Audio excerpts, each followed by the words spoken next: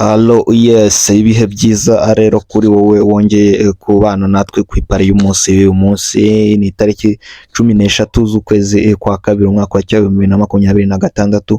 Turakwakiriye rero, niba ari ubwa mbere ugeze ku ipari y'umunsi kora subscribe, wiyandikishe muri benshi batugira icyizere kugira ngo nawe tujye tubana umunsi ku munsi.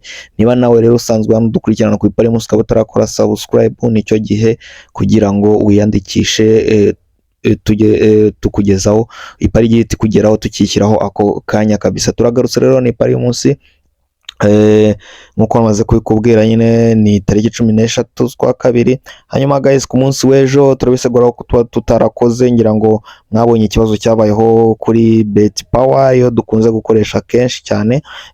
Ngira ngo mwabonye iri tangazo, by'umwihariko abo dukorana ku rubuga rwa WhatsApp, ngira ngo mwabonye iri tangazo twabagejejeho ko habayemo ikibazo cya tekinike kabisa mu mikorere yayo. Hanyuma n'uyu munsi twatinze kubagezaho ipari kubera ibibazo bya tekinike kabisa.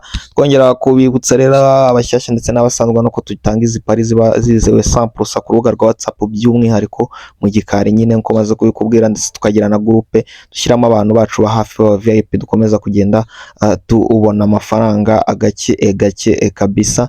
Rero nawe ukeneye kutwiyungaho muri iyo groupe yacu, nta kindi biragusaba, ndetse cyangwa urabona nk'itike turatanga uyu munsi, ni nimero twandikiraho ku rubuga rwa WhatsApp, ubundi ukatubaza icyo biza kuba byagusaba kugira ngo utwiyungeho kabisa, ukaza ufite gahunda uri serious, bane byo kuza utubaza ubusa.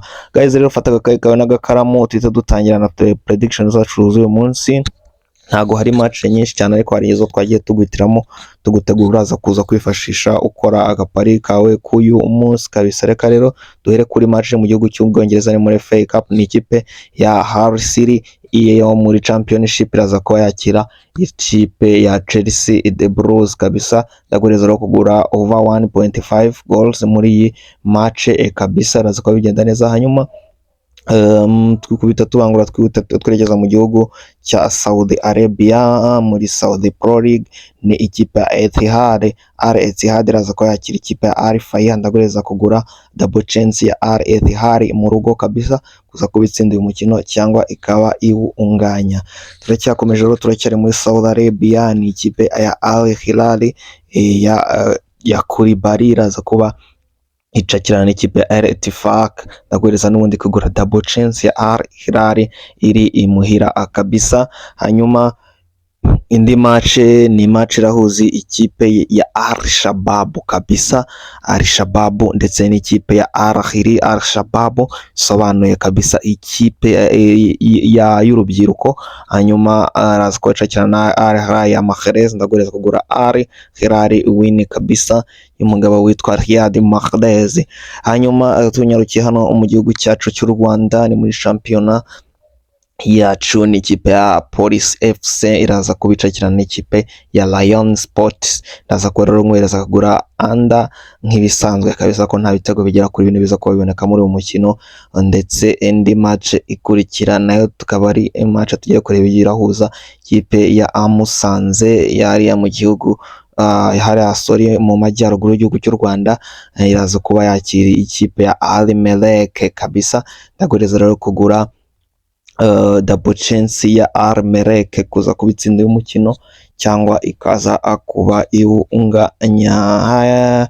Guys, rero reka duhite dukubita ndubangura twerekeza mu Buholandi, ni ikipe yitwa Volendam iraza kuba yakira ikipe ya PSV Eindhoven. Hano ndagureza kugura win from Coco Straight ya PSV Eindhoven kabisa. Guys, reka tujye no ku yindi match iraza kubihuza ikipe ni muri Maroc, ni ikipe ya Raja Casablanca iraza kuba yakira ikipe ya Union Sport Mansuri. Ndaza ko rero nguhereza kugura ikipe ya Raja Casablanca kuza gutsinda cyangwa ikanganya kabisa.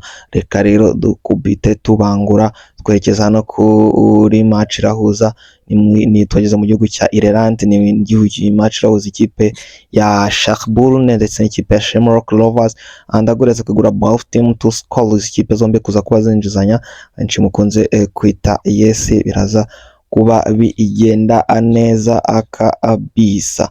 Reka rero duherekeze no ku yindi match yacu. Next match ni Derry City n'undi turacyari muri Ireland, iraza kubicakirana n'akandi gakipe kitwa Dundalk. Ndaza kuba iyi match nguriza kwiza kuboneka mu bitego bigera muri bitatu, ni over 2.5 goals kabisa, biraza kuba bigenda neza.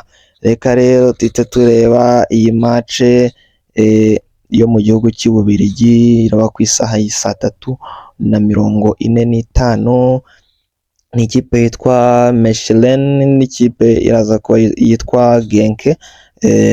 Iyi match rero ndagwereza kugura double chance ya away team ariyo Genk kabisa kuza kubitsinda uyu mukino cyangwa ikawunganya. Indi match rero ni mu gihugu cy'Ubufaransa muri Ligue 1, ni AS Monaco ya Paul Labil Pogba wongeye gusubira mu mvune ndetse n'ikipe ya Nantes. Ndaza kubangwereza kugura double chance ya AS Monaco imuhira akabisa, biraza kuba bigenda neza. Hanyuma our next game ni Rennes iraza kuba yakira ikipe ya Paris Saint-Germain. Match nayo itaza kuba yoroshye cyane, ndaza rero kuba guhereza ibitego bigera kuri 2 muri uyu mukino, over 1.5 goals. Hanyuma ikipe ya Pisa iraza kuba yakira ikipe ya AS Milan y'umugabo witwa Luka Modric kabisa na Rafael Leao aca ku ruhande hariya. Ndaza kubongereza rero kugura ko AS Milan itsinda uyu umukino for umukoko win kabisa. Hanyuma indi match ni mu gihugu cy'Ubudage, ni ikipe ya BVB cyangwa Suisse Borussia Dortmund aze ko yakira ikipe ya Mayence 0-5 imuhira hariya Isigino Iduna Park kabisa, ndagweza win bigera kuri 2 Borussia Dortmund kabisa. Hanyuma indi match dufite ni mu gihugu cya Spain, ni Elche iraza kuba icakirana n'ikipe ya Osasuna. Iyi match ni match mbona itaraza kubonekamo ibitego byinshi, uraza kuba wigurira under 3.5 goals na under 2.5 na irashoboka mu buryo bwo kuminimiza risk. Reka tugure under 3.5. Reka rero tugere kuri match dusoreza pari yacu uyu munsi, tugera ku musozo. Tugiye gusorezwa n'akamatch karaza kuhuza ikipe ya Wrexham United ndetse n'ikipe ya Ipswich, ikipe nkunda cyane yazamutse kanengura igahita isubira mu cyiciro cya kabiri. Iyi rero ni match ndaza kwangureza ko naguramo ibitego 2 over 1.5 goals. Hanyuma ni mu twandikira kuri WhatsApp ukeneye kuri zira deal nakubwiye. Hanyuma ngiye wakugezaga wumvaga ndi Gladiator bari kunyita. Imana ibarinde mu byo bakora byose, komeze kubaha umugisha. Dusubire ku munsi w'ejo muri weekend, tubafitiye byinshi. Ciao ciao.